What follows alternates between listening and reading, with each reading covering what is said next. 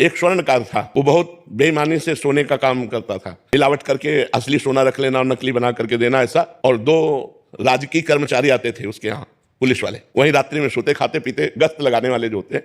धीरे धीरे मित्रता हुई और धीरे धीरे सारी पोल हो जान गए स्वर्णकार की, और सब पता चलने लगा कि इतनी संपत्ति इसके पास है।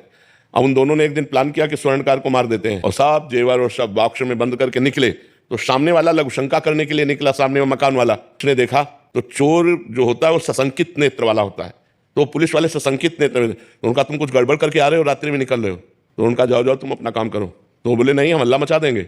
उनका सुनो, कुछ साझेदार बन जाओ, हम तुम्हें दे देंगे, लेकिन तुम चुप रहो। बोले हम बेईमान आदमी नहीं है, हम ईमानदार आदमी हैं। और वो लड़ गया।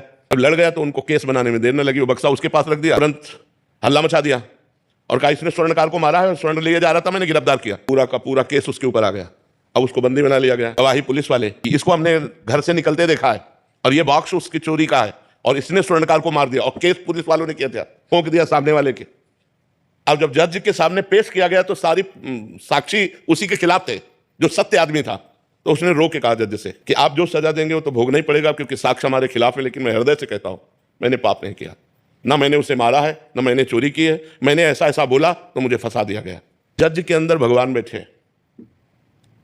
उन्होंने कहा कि ठीक है, हम इसे और खींचते, तारीखें और दी। और एक दिन एक आदमी जो ऐसे ही फुटपाथ में मर गया था, उसके साथ मुकदमा चल रहा था, सत्य आदमी को, उसको पुलिस वालों को साथ दिया कि आप इसका अंतिम संस्कार कराएं। जब अंतिम संस्कार करने के लिए गए तो एकांत में कहा कि देखा, कह रहा था हमारी बात मान जाते तो कुछ हिस्सेदार बन जाते और आराम से मौज लेते, हमारी बात नहीं मानी ना, फंस गया ना, फांसी होगी तेरे को।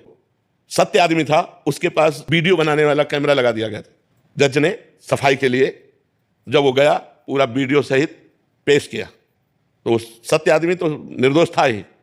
तब जज से उसने कहा कि जब मैं निर्दोष हूं, आज आप जान गए, तो मुझे सालों से पैसा खर्चा करना पड़ा, इतना परेशान रहा, इतना मुझे दुख मिला, ऐसा क्यों? क्योंकि मैं निर्दोष हूं, अब तो जान गए हो ना आप।